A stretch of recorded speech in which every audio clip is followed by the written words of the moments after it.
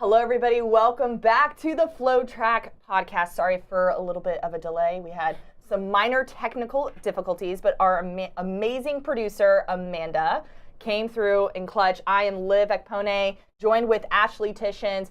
It's been a quiet weekend, but then you look forward ahead, and it's just like mad dash to the finish with so many events going on. There's just too much to talk about. I feel like we could have like a 2-hour show if we really wanted to. Yeah, we probably could. Yeah.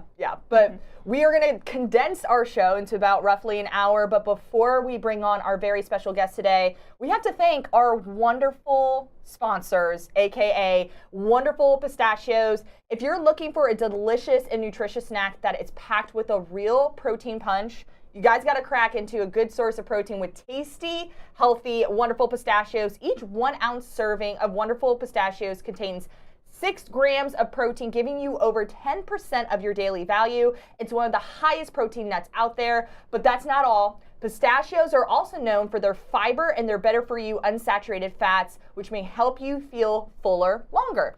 And the best part about it is Wonderful Pistachio comes in a variety of flavors. We finished the seasoned salt. We're on salt and pepper now. I've been tapping into the unsalted. You have been cracking into the chili pepper lately. So whether you're looking to have a snack on the go when you're dropping your kids off at their activities after school, while you're in between meetings, make sure you grab a bag of Wonderful Pistachios. They'll become your now go-to snack. So check out wonderfulpistachios.com to learn more about how these little green wonders can power up your day. Without further ado, I am super stoked for our guest for today. Yes. So Ashley, who do we have joining us? Yes, today we are welcoming Adam Tribble, who is the head coach at CBU, and he began his time there in 2018, and since then he's earned countless Western Athletic Conference Cross Country Coach of the Year awards, and in 2022 he helped the CBU program earn a perfect sweep of the WAC Cross Country Championships. Prior to CBU, he was at the University of Alabama for quite some time, and then has also spent some time, within the Southeast. And so we are here to welcome Adam Tribble. Thank you for joining our show today. No, thank you for having me. So first off, I want to talk a little bit about, how you got to CBU. You started there in 2018. You were coming over from Alabama. You spent much of your life in the Southeast, and you make that move to go over to California. What was that transition like to be, part of, a Power 5 program and then going to somewhere, like CBU that was going through that transition from being at the D2 level to the D1 level? Yeah, well, I spent 5 years at the University of Arkansas, and then I was 2 years at Oregon State as well. So I'd kind of been all over the country. But it was one of those things where I never even heard of CBU when they contacted me. But they had sent out a lot of emails, and they sent me an email, and just kind of the more I looked into it, the more intriguing it became, and one thing leads to another. Yeah, and then all of a sudden it became home for you. So CBU does not normally take the normal approach as other D1 cross country and track programs. You guys solely focus on recruiting distance runners. So there's a huge focus on finding that international talent, and the programs are fully funded by the school and the athletic department. So how has that approach kind of fostered a unique, successful culture within the program? Well, we're not dead set on internationals. That's just where we've had more success. I think when it comes to being focused on distance, so many, in all honesty, so many of the top distance programs do that. I think the thing that we do is we just don't kind of expand out, and we don't have a bunch of walk-on throwers or sprinters or jumpers. And so we just try to put all of our eggs in the basket just to try to be more successful as opposed to getting watered down, and I think especially when you're talking about a small private school and in the place that we are, it's just a way I think that we can get the most bang for our buck and be the most efficient with the resources that we have. For sure. And, that formula certainly worked for you guys. Looking how, back to 2022 even, we saw, the women compete at NCAAs and, both the men's and the women's programs have been extremely successful at that NCAA Division I level now that they, kind of went through that period where they weren't allowed to compete, as they transition from D2 to D1. What do you think that, especially looking back at last year, what do you think that stepping stone was like for, both programs? Well, it had been a long time coming. And so one thing I will say is that the transition is brutal. Yeah. And I wouldn't wish that on anybody. And that's something that it was way more difficult than I ever would have imagined. And I think one of the things that, ironically enough, helped get us through it was COVID. And just because it was a difficult time for us, but then also with COVID going on, it's a difficult time for the entire world. And I think we had a lot of support here from our university administration that just helped enable us to be able to help take care of the people on the team in those difficult times. And I think that really kind of helped to bridge the gap, if that makes sense, over those middle years, which was a very trying time. Mm-hmm. I want to take us back 2 weekends ago, Coach Tribble, because you guys had a successful showing at Nuttycombe. And what would you say that specific performance for both your teams there kind of taught you about where your team was at this point of the season? As Ashley and I mentioned, like this weekend, we're starting to move into championships and we're less than a month away from NCAA. So just based off what you saw at Nuttycombe, what did that kind of teach you about where your team was at? It just told me that they were really, really tough. And I knew that we had, well, I didn't know. I was quite confident that we had the fitness in order to be able to be successful.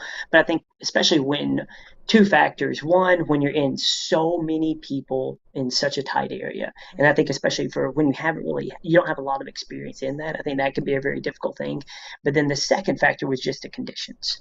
I mean, that was just a thing of where I was telling them that, you can have thousands of reasons to be able to ease off, because it was going to be hard for everybody. And it was going to be a matter, not necessarily of fitness. It was just going to be a matter of desire and tenacity to get through it, because that was a brutal day for everyone. Yeah. Yeah, I know that. I'm glad I wasn't running in those conditions, because it looked brutal out there. Speaking a little too on, some of that tenacity you learned from your team at Nuttycombe. Do you think that also, kind of speaks to your team's chemistry this year on both the men's and women's sides as well?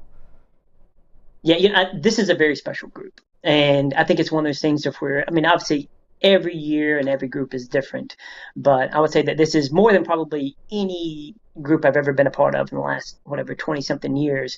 It's just a special group that I just kind of enjoy being with. And it makes it a whole lot more rewarding, and it's a whole lot more exciting when you just enjoy going to practice even more than usual, because it's just a great group. And I think they have a great deal of ability, but they have a lot of desire right now. And so I think it's really special to see. And I think it's special to see that they can start to see some of the fruits of all the work they've put in, not just this year, but in the years gone by. Mm-hmm. Before I ask my follow-up question, something came into mind. I can hear the passion in your voice. What is your favorite thing about coaching? What about coaching gets you fired up every day?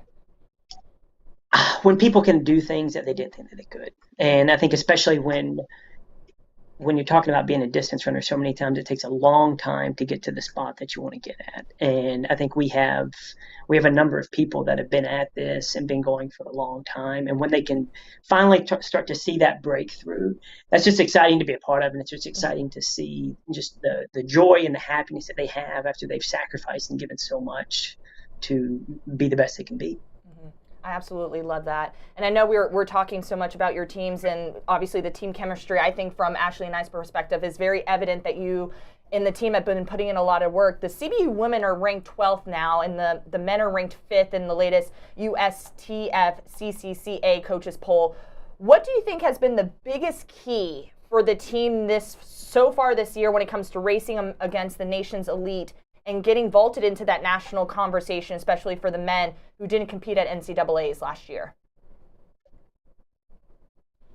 Yeah, since you mentioned the men, I think the men last year had the ability to do it. And I think we had, obviously with the way that the colas and the qualifying situation goes, we were the first ones out. And so I think that's just, we had some things not go perfectly, and it was a myriad of just odd circumstances. But I think last year the men were at a spot to be at the national level, and obviously the women were able to get through. But I think right now, if anything, not making it last year really helped to motivate the men. And I think both teams kind of feed off each other, and I think the better one does, it just motivates the other, and I think it just creates a great balance. I think it makes it a whole lot easier and a whole lot more fun when both teams are kind of moving in the right direction. Mm-hmm. And as Olivia mentioned earlier, now we just got, conference, regionals, and hopefully NCAAs. What are you telling your team, how to attack these next, really important meets coming up? We only do it one day and one race at a time. And so like right now, like we're not talking about regionals or nationals or anything else. The only thing that we're talking about is WAC. Like I don't know what they're doing behind the scenes to each other, but we don't want to talk about anything else. And so I think it can be a big distraction if you're starting to think about next week and the following and the following. And so it's just the next race is the only one that matters. And so right now, all of our focus is on WAC, and Abilene, Texas is Friday. Mm-hmm. And we know that you've been in Cali for such a period of time right now over the last few years. What has been kind of the life for Coach Tribble on the south, on this side of the part of the country? What is your favorite part about California? I think that my most favorite part is just that it creates such a great atmosphere for athletes to be successful. And I mean, we have obviously some of the best weather year round in the nation. You can get to the Laguna Beach in 45 minutes. You can get to the mountains in 50 to 60 minutes. And so I think the thing that makes it exciting for me is just being able to be at a place where it creates so many great opportunities in such a great situation for the team. And I mean, I think we have a very special, unique setup here. And I think it really does provide a great opportunity for people to have a great experience in college and really be able to take their running to another level. And now, Coach Tribble, before we let you go, we're going to ask you one question that we ask pretty much all of our guests that come onto the show. Do you prefer cross country or track? I prefer whichever season we're in. And I think there's good things about I knew that was coming. I mean, in cross country, the thing that makes cross country so special is that it's about a team. And the thing that makes track special is it's just about the individual. And I think it's great that people get the opportunity to do both.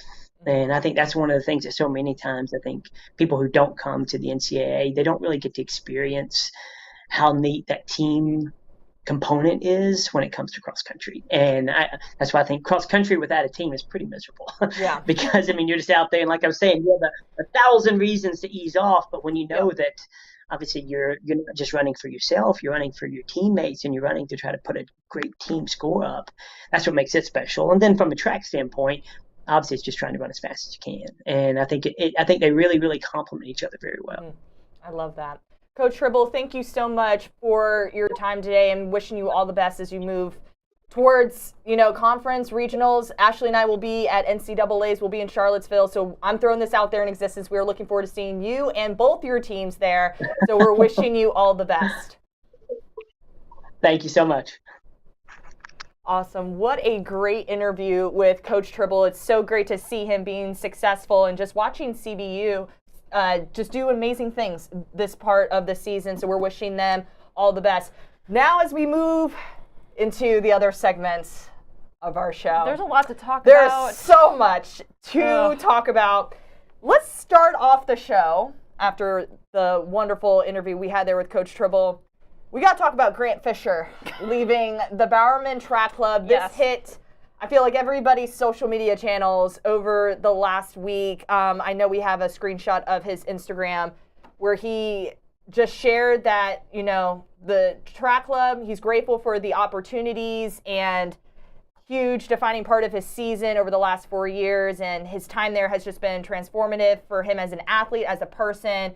But right now he doesn't see it fitting his future and the goals that he has with the club moving forward. So Ashley, what was just kind of your thoughts as this hit your phone? This was the breaking news on Thursday evening. I think I put my phone down maybe for like a 20-minute period on Thursday evening. All of a sudden I open it up and it's like 20 text messages about Grant Fisher leaving the Bowerman Track Club, which I guess it kind of comes as a shock, like Grant Fisher, since he graduated from Stanford, like he's been with Bowerman this whole time. Yeah. He's 4 years at Bowerman, if you look at the record books, he's one of the greatest, technically, U.S. distance runners of all time. He has North American records in the 3K, the 5K, and the 10K.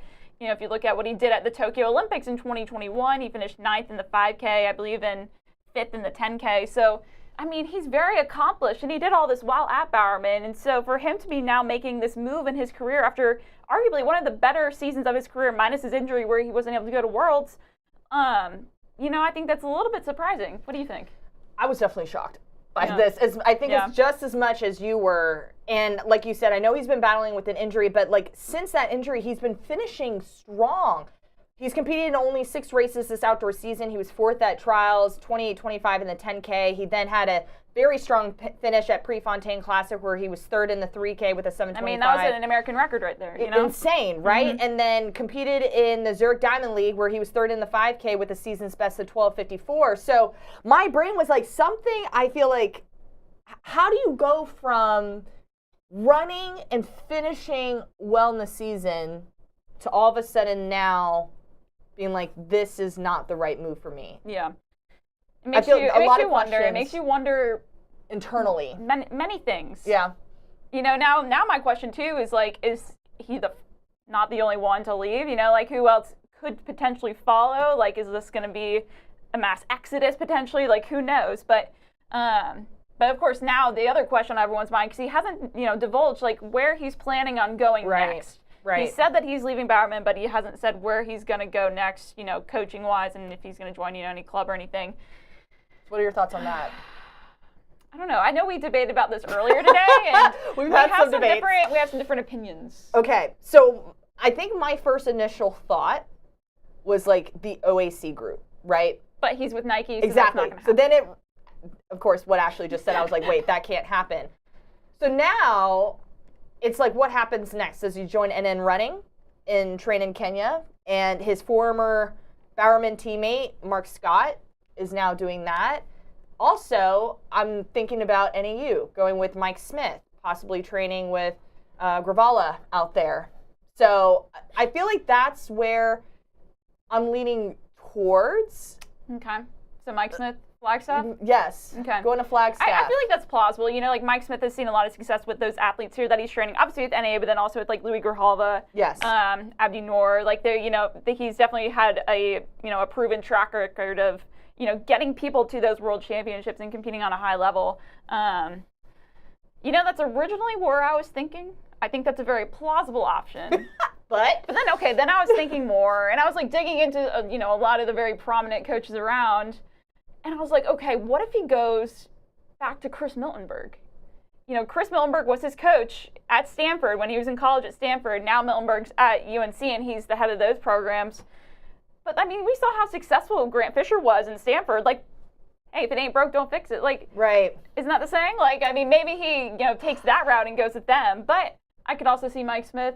I feel like those are some of the leading options. I know there's other options out there. Like he could go train with Pete Julian. Some of those other options. Like, I'm just curious. See, my brain is like, how likely is he going to go back to where he left?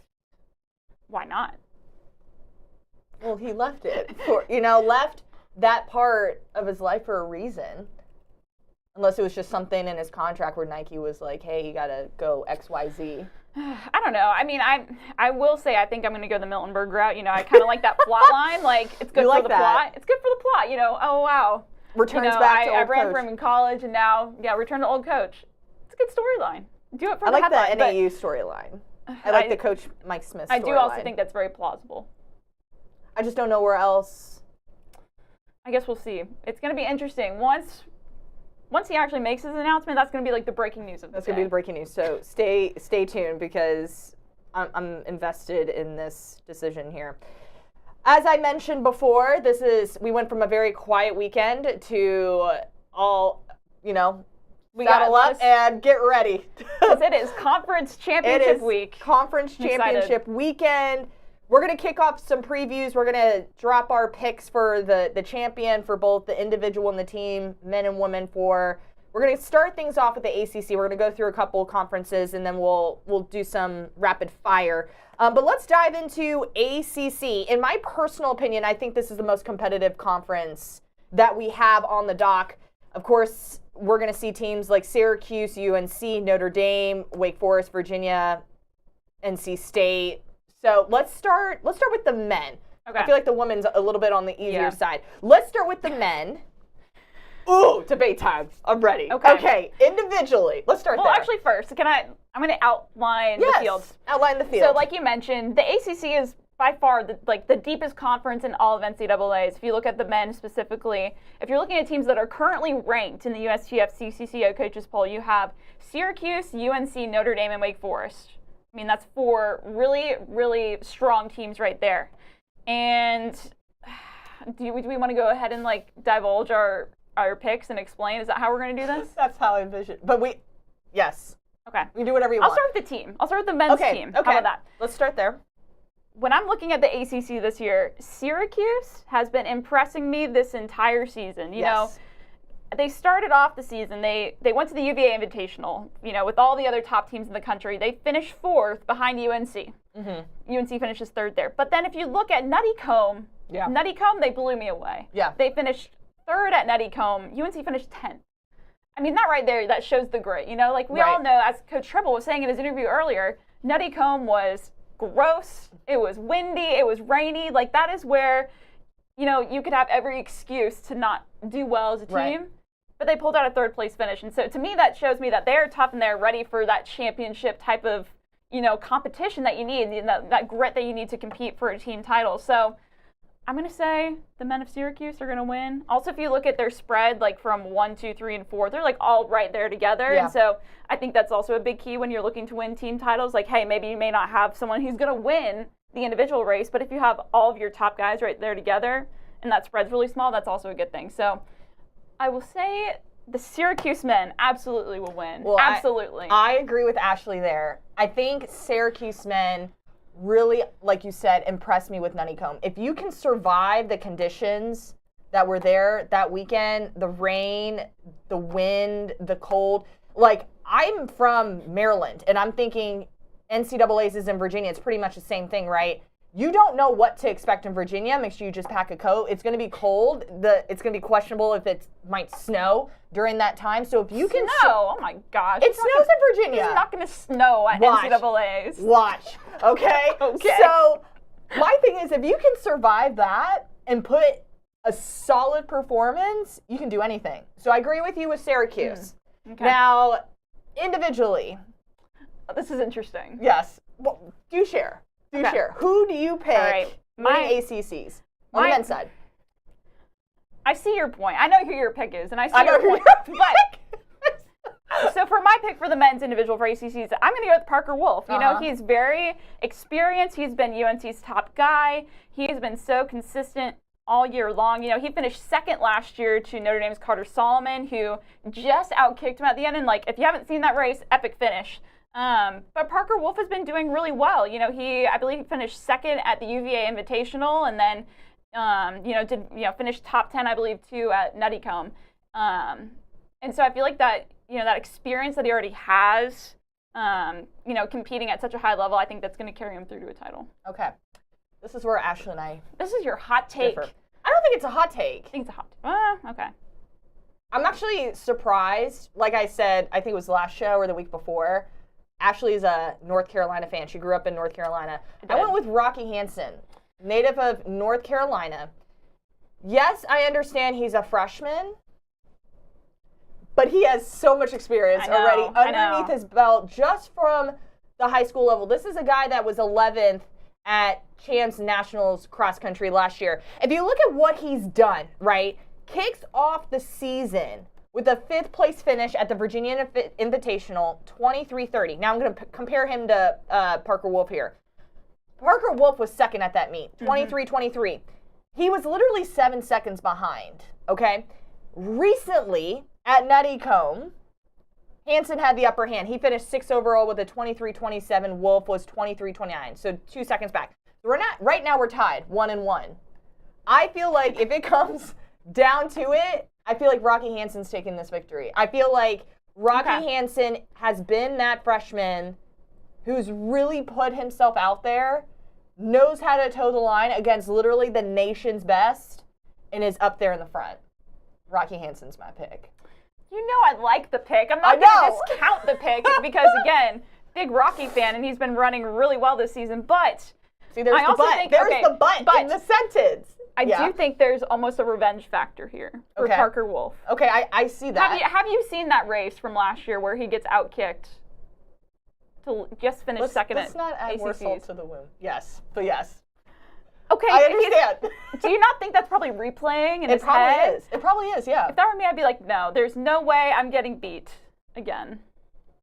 I understand that. So Rocky that's Henson the has reason. nothing to lose, though. So No, he might that's as well true. just go out and. That's another good point. You're right. Like, he has nothing to lose. So, like, why not go out there and put yourself in contention to put the pressure on, Wolf and the other people in that race to go after you? I think that's also a good point. But I guess I'll no hard feelings for anyone, but I'm going to go with Parker. Okay, well, I stand behind my pick of Rocky Henson. Okay. Now that we got the guys' side taken care of, let's talk about the ladies. Okay, so I feel like for the ladies, like you mentioned, it's a little more straightforward, I think, in terms of where my predictions are going. Yeah. NC State may have lost to NAU at Nuttycombe, but that doesn't mean that they're not still like one of the best programs in the NCAA, and that they should probably dominate the ACC championships, in my opinion. Yeah. If you're looking at this, I expect Caitlin Tui to go in and defend her title per usual. Expect probably Kelsey Camille to be, second there, so they'll probably go 1-2. Mm-hmm. Expect, star freshman Leah Stevens and Grace Hartman up there, and then if Amaris and Sam Bush are running as well, I think that could be a pretty dominant showing, in my opinion, for the Wolfpack. Yeah. That's personally how I see that playing out, and so, I have Caitlin Tui as my winner there for the women, and then go Pack for the team title. Yeah, I agree with you there. And I think we talked, was it last week that we talked about NC State, how, don't count them out right now. I don't want to hear anyone saying that, NC State's over. No. They're not over. You can have one tough, and I think it's always good to have that one tough race where the top team gets a little knocked off a little bit. I feel like it fuels that fire a little bit more. Yeah. But also, it shows, hey, we can still be dominant, right? Yeah. They still had a top place finish. There might be some things they need to tweak on and work on. But I think with just looking at NC State, and I'm also thinking about their incoming freshmen right now because they're so dominant. As you mentioned, Leah Stevens is one of them. Kate Putman is there as well. Angelina Napoleon, who's a national high school record holder in the steeplechase, also there. They have a lot of options, right? So, they won't go to Napoleon or Putman or any of those, but right. But I'm just saying, as this team unfolds a little bit more and they develop, they're going to have that. They have that depth right now. So as we look forward into the upcoming, championship part of the season, they have a stacked team right now. Yes, I think really the question, obviously, that everyone has is, well, not that everyone has. I think they're going to win. I guess it's just the question is how dominant will it be, just based on who that top 7 is that they put out there. That's really just the question. That's the question. Who's the top 7? Mm-hmm. All right, so that does it for the ACC conference. Let's move on to Big 12. So this is going to be in Ames, Iowa. I'm really curious. Ooh, what side do you want to start on, men or women? Let's start with the women. Okay, women. I'm going to talk with the women first. Let's talk about the women. Go ahead. Well, first off, I think probably the biggest storyline here is you have the addition of BYU into the Big 12 this year. They've entered the Big 12. I mean, that has huge implications for, the conference champions here, both on the men's and the women's side when you add those programs in. And, looking at the rest of the conference, I mean, you have OK State, Texas, Iowa State, the list goes on. It's a very competitive conference. Right. If you're looking especially at the women, I think how we've seen BYU run so far this season, I mean, they won the UVA Invitational pre-nats, excuse me. Yes, pretty dominantly. And we always know Coach Taylor and that crew is going to be fine-tuned for championship season. So for the women, I'm going to have to pick BYU. I think they entered the Big 12 and they grabbed this win here. On the individual side, it's a little more, I feel like, up in the air. I don't know. Is it? I think so. Well, first, what do you think? Do you agree with me that BYU women will win this title? For me, that's hands down. BYU is, in my opinion, the heavy favorite going into Big 12. Okay, well then, what are your thoughts? You said it wasn't super contentious on the individual front, so who do you have there? I have Billa Chipkiro down as the individual champion. Well, I guess we're on the same page. We're on the same page here with this one. I mean, okay, so she is from OK State, and obviously we haven't seen Oklahoma State run in a little bit. They ran at the Cowboy Jamboree, and they haven't really ran since then. But the way she ran at the Jamboree, I mean, she won that title there, and, very impressive, and she finished 3rd at this meet last year. I think this could be her time to, get that win. Right. Speaking of OK State, I have 3 questions I feel like Liv needs answered. Maybe not, we might not be able to, I have 3.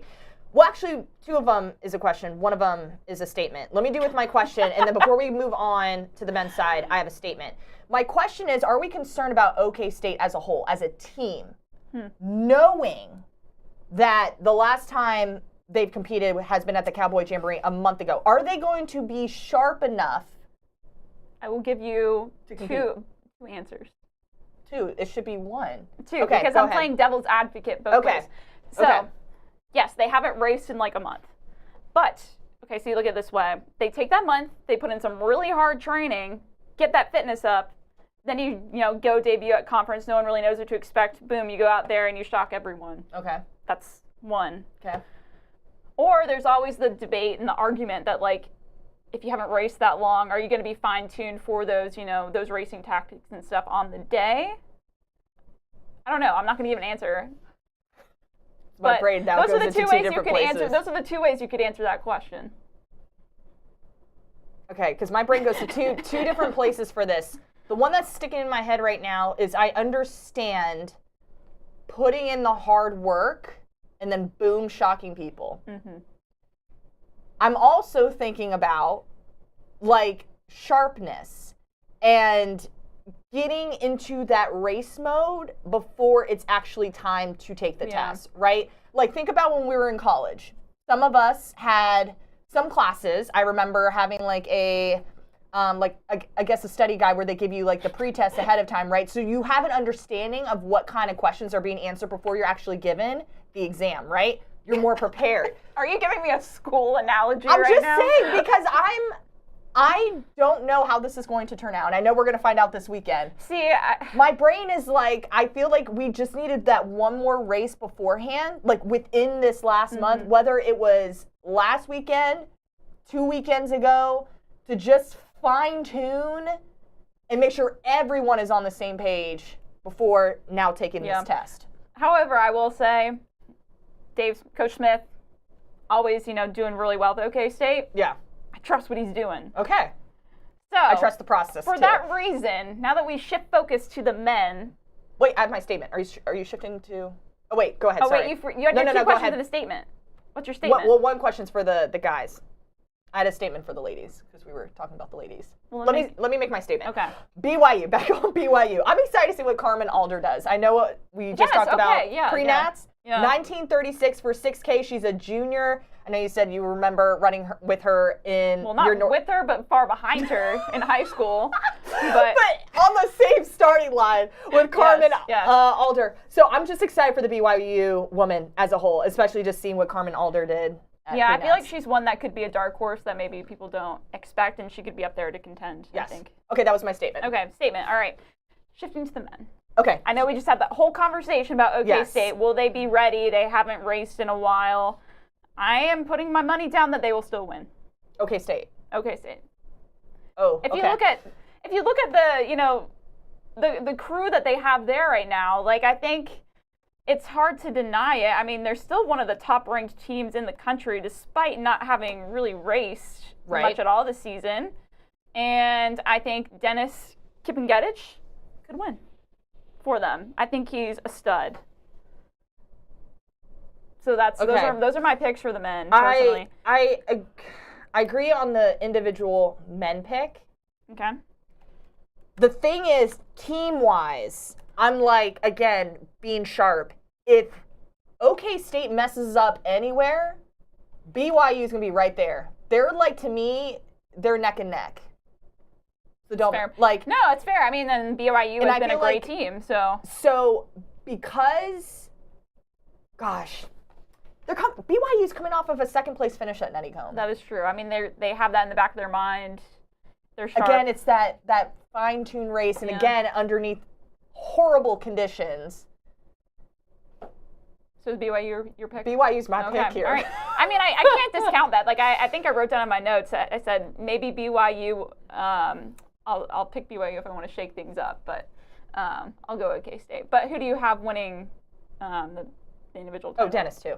Okay, Dennis. Okay, so we're kind of the same. So basically what you're telling me is we're almost the same across the board. Yes. Mm-hmm. With a few. Also, another question. I know you wrote this down too. Yes. That's your second question. Go to my what's second your second question. Mm-hmm. Is our guy Alex Mayer debuting at conference? We don't know. He has not run yet this season in the lone race at Cowboy Jamboree. So that's also going to be a key too if they win. Yes. That I think is like, I don't want to say, actually, no, I'm not going to say that because I don't feel that way. I'm just really curious to see if he's going to debut. And Yes. if he does, how is that going to help OK State? Like, obviously, I know it's going to help OK State, but How much? how much? Yeah. Where's Good he points. at right now? Well, Again, we'll it's that find out. fine-tuning question I had. You can't just take the test without getting we'll the find pre-test. out on this weekend how that works out for them. All So, right. It's going to be an interesting weekend. Next week's show, y'all, just be prepared. All Yeah. right. Big East Championships. I'm excited for this because it's going to be live on FloTrack, the Big East Championships preview. It's going to be exciting stuff. I think we're also kind of on, we're spot on with this on Well, all angles. can I just say one thing? No, Going you into- can't say anything. Going into Big East, here is my statement. 3 words. Three words. Georgetown. 3 things. Okay. They are so good. They're going to dominate here. That the women. was 4 words. They are so good. Georgetown. 3 words. Oh, I thought you were just planting in my head that you were talking about Georgetown. I'm like, No, yeah, okay. I know. If we're looking at this, like, I feel like the picks are pretty straightforward. The Georgetown women are ranked 3rd in the nation. Yep. And, if you're looking what they've done this season, they finished 3rd at Nuttycombe, Yep. behind NC State, Yep. and 5th at UVA. Like, what else is there to say? Chloe Scrimgeour, I hope I said her name right, is really good as well. I mean, agree. she could be in that national title, contention too I agree. individually. She finished 7th at Nuttycombe in 1959, 2nd at UVA, 16-19 for 5K. So I think I'm more just curious to see how well they'll do. Yes, I agree with all of that. Men's side, I feel like Villanova Oh, Villanova, yeah, is solid. agreed. Solid. Villanova, they won last year. They're solidly looking like the favorite going into this, on the men's side. On the individual front, I could see it being interesting, potentially. Mm-hmm. But I have Liam Murphy from Villanova winning the title. Yeah. So for each, I have the individual winner, that team then winning the team title. Yeah. Liam Murphy was 3rd last year, so I think he can get the title here. I agree. I agree on every aspect. I feel like Villanova looks strong. Liam leading the front, Chloe leading the front for Georgetown, especially after what we saw at Nuttycombe. You cannot deny that Georgetown is ready to just attack I mean, if conference. you're in the top 3 behind NIU and NC State, I mean, you're legit. You're legit. All right. Couple more key things here on conference championships. Ashley and I are just going to give rapid fire. There's not going to be any No explanation? no explanation. Just hit me with it. We might give each other some awkward stares because I don't know if we're on the same page. But it might be like, Ashley, you sure about that pick? Liv, are you sure about that pick? Okay. Big All right. Tens. Okay, women, individual, Addie Engel, I Ohio agree. State. I agree. For the women, team, Michigan State. I agree. Okay, so we're in agreement so Okay, far? yeah. All right, men, individual, Bob Liking, Wisconsin. I got Jackson Sharp From Wisconsin? from Wisconsin. Interesting. So, all right. And then for the men's, I have Wisconsin. I have winning the title. Wisconsin. All Okay. right. Why do we have to be on the same page? We need to be. We were different. No, but they're still similar. I need us to be having some debates. Well, don't agree with me. Okay. I made these first. All right. So Pac-12, Olivia, who you got? Oh gosh, I'm looking at my notes. Wait. Pac-12. Oh, just kidding. Did you not make Pac-12 picks? No, I did not. Wow. My brain. Well, then Okay, I will wait. make my Pac-12 Go picks. ahead. Go ahead. Stanford. I don't have the woman right. Stanford sweep, men Okay. and women will win I have the team Stanford. titles. Yes, I have Stanford. I just have the wrong name down. I don't know why I did Individuals, you have Kaylee Mitchell from Oregon State winning the title there. And for the men, Kai Robinson. that. I have Kai Robinson, Colorado. Ooh, that's a hot take.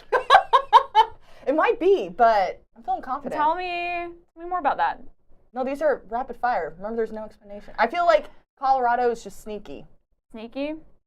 I don't know. I Yes. feel like this is the year when you can catch Colorado off their game from the men's side. You probably could. So I think Stanford, even though Stanford maybe isn't having as strong of a year as compared to last year, I think they could come in and win this title. So I'm going to go Stanford both sides. Okay.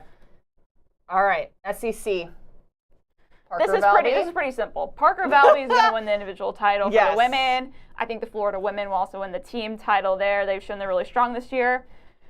The men, the individual, I could see this going either way. I picked Victor Kiprop. He's the defending champion last year from Alabama. Yes. He's gotten beat by his teammate this year already once, I believe, but I think he has the... Yeah, I'm not concerned about that. He'll defend his title, and then I think the Arkansas men, after what we saw at pre-nats, they will win that title. I agree.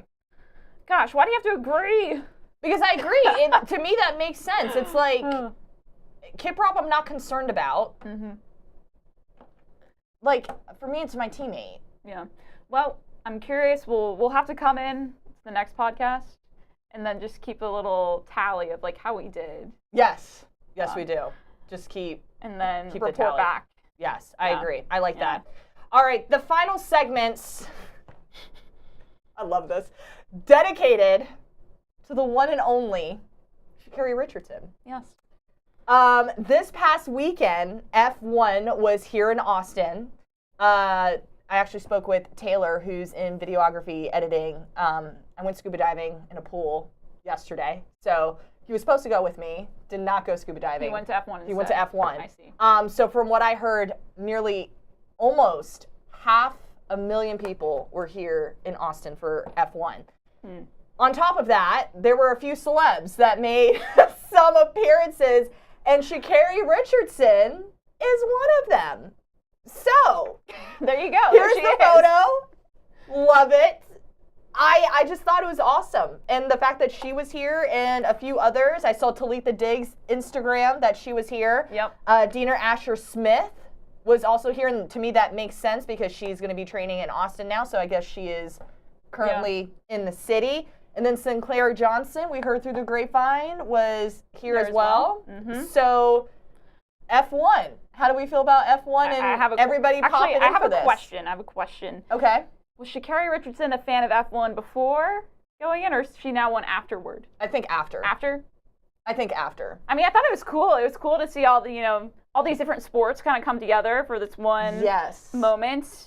F1, like almost in a way, because you know how there's the whole F1 like Netflix series? Yes. Yeah.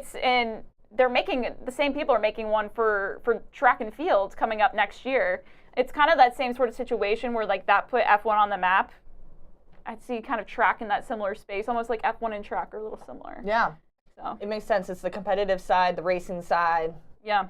Fastest car. Yeah, but that wasn't the only Sha'Carri Richardson news of the week. No, it was not. No. What else happened? We got big news on Thursday. Yeah. Lots of news happened on Thursday. That was the day. Thursday, what was his date? That was Grant Fisher. Goodness.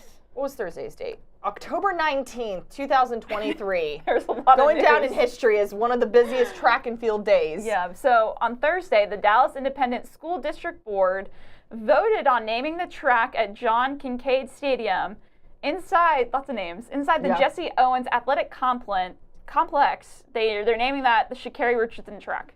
Now it's a track named after herself. Very cool. I think that's really, it's a great honor, you know? I think that to have a track named after you is huge.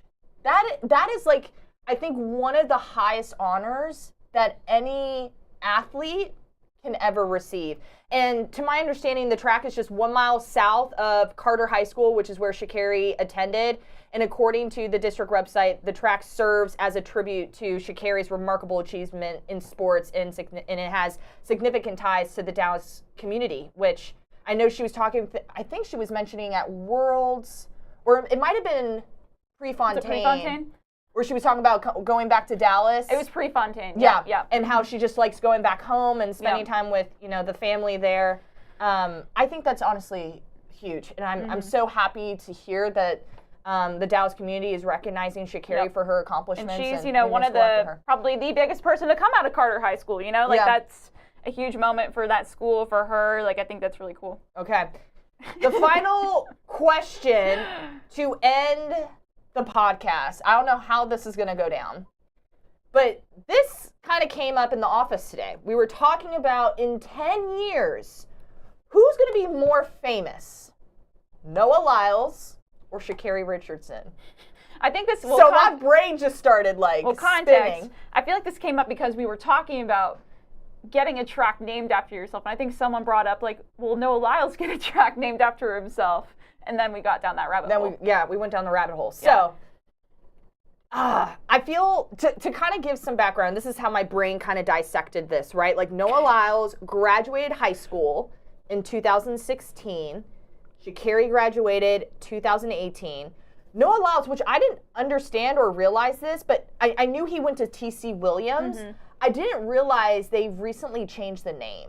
Like, TC Williams was the name of the school from 1965 to 2021. It's now called the Alexandria City High School. So another question came up is, do all of his records carry over? Yeah, I mean, it's not the same school, though. It's the same school, different name. It's not the same school, though. It's the same school. Ashley's like, it's just a different name. It's just a different name. Okay, I agree with you. I feel like the records would carry over. But like, I'm thinking right now, and I'm just like, I'm thinking about the goals that Noah Lyles has, and so much can happen in 10 years. That's the thing. So much can happen. Will we see Noah Lyles and Sha'Carri Richardson continue their athletic careers for that long? Might be a little bit challenging. But I'm thinking, if I don't want to put this pressure or say that Noah Lyles will only be remembered for this, because he's being remembered now. Like, what he accomplished at Worlds this year was remarkable. Is it going to take a world record for people to know Noah Lyles? People know Usain Bolt. People know. Ask any person on the street and be like, do you know who Usain Bolt is? And they're going to be like, yeah, he's the fastest man in the world. 200-meter American record. Usain Bolt world record. Like, I honestly think, here's my opinion. I really think, and I mentioned this during Worlds, that I truly can see Noah Lyles breaking Usain Bolt's 200-meter record. I truly, genuinely feel that way. I'm all in support of that. I feel like it can happen. I wanted it so badly at Worlds. But I feel like this upcoming 2024 season is going to be remarkable. I think, to just answer my own question, Noah Lyles, I think, will be more famous in 10 years. I'll probably say the same. I don't know. I mean, I said the same thing. I mean, think about it. He has a 200-meter American record. I mean, it's hard to say because I think they're both very famous in their own right, and I'm not trying to discount any of them. Oh, absolutely not. But I also feel like, Sha'Carri, she does have that demeanor, that personality that truly relates to fans that I think could stand the test of time. But also Noah Lyles, I think he's just he's making an effort to put those those goals out there for the mainstream to understand. Oh, yeah. Which I mean, to an extent, Sha'Carri's doing the same. But I'm going to say Noah Lyles. You're saying Noah Lyles. Mm-hmm. Okay. Because I'm thinking, currently in this state, today, I would probably pick Sha'Carri. Okay. Sha'Carri Richardson. I feel like if we go down 6th Street here and we ask people, do you know who Sha'Carri Richardson is? People are going to know. People are going to know Sha'Carri. People are going to know. I don't know, to be honest. But Sha'Carri's, I feel like everything that Sha'Carri has been through and has done in the public eye, people are supportive of her, and rightfully so, right? Yeah. So I think. But are they not supportive of Noah Lyles in his quest for breaking the world record? He has a whole Peacock documentary. That is very true. But how many people are in quest for world records? You have Jakob Ingebrigtsen going after world records too. You know what I mean? Okay, but he's trying to take down Usain Bolt's. Not saying it's going to happen, but he's putting it out there. I'm putting it out there right now. I think it can happen. I mean, think about it. Again, like I said, he's already an American record holder. He took down Michael Johnson's American record. Michael Johnson is still remembered today. That's true. And think about it. If he's ahead of Michael Johnson on that record list. So you're saying right now, if we were to go down 6th Street and ask people, do you know who Noah Lyles is? Or Sha'Carri Richardson? Do you think people are going to say, I know Noah Lyles over Sha'Carri? I don't know. Today. If we were to end this podcast right now, go I want to say yes, but I know it's going to be no. They're going to know Sha'Carri more, I think. I think so too. That's what I'll say. But I'm thinking, because the question is. Actually, I think the better question, when is Noah Lyles going to get a track named after himself? Noah, make that happen. That's the next step. Make it happen. I'm surprised we didn't see Noah Lyles at F1. Now that you say that, I'm kind of surprised too. Could have been hanging out with Sha'Carri. I can see him being there. I wouldn't be surprised. Yeah. If someone was like, hey, I saw Noah Lyles at F1. Yeah, I'm kind of surprised. Dang, what was he doing this weekend? I don't know. Beats me. Probably at a football game. Something. Not at F1. Not at F1. All right, the last thing I just want to mention before we end the show is Pan American Games, I believe, kicks off today. I believe. Yes, November 4th. It's going to be a long stretch of competition, so that'll be exciting. We'll have the U.S. athletes there competing, and I think we need to put another plug here. We'll have the Big East Cross Country Championships live this weekend on FloTrack, as well as a bunch of high school state cross country championships. Oh my goodness! Which I know you're very excited about. So many championships. We have Kansas, Colorado, Kentucky. The list goes on. There's so much happening here. If you want to see the up and coming stars of the sport compete, tune in this weekend. Yes, absolutely. Well, thank you guys so much. As always, we would not be here if it wasn't for your love and support. Make sure you subscribe to our YouTube channel, the FloTrack Podcast. Make sure you give us a review on Spotify, Apple. I will say Apple TV. I don't know why I keep saying Apple TV. Apple Music, wherever you listen to your podcasts and music, we want to hear from you and everything. Thank you guys so much for joining us. Ashley and I will see you again next week, same time, Monday, 2 p.m. Central Time. Have a great weekend. We'll see you again soon.